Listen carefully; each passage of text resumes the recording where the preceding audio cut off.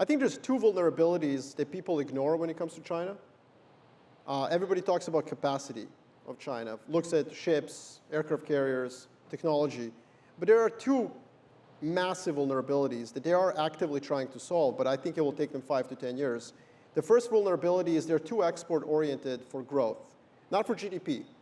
As percent of GDP, exports have collapsed, but as the driver of growth of Chinese economy, it's the only driver of growth. There's nothing left in China. It's just exports.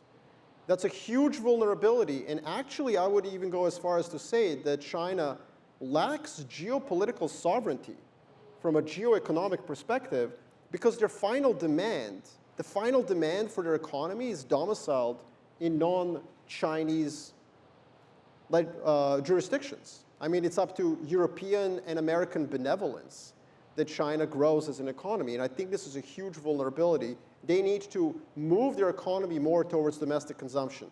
Now, I know those of you who know about China in this room are going to roll your eyes like, well, they've been saying that for 10 years. Yeah, but now they mean it.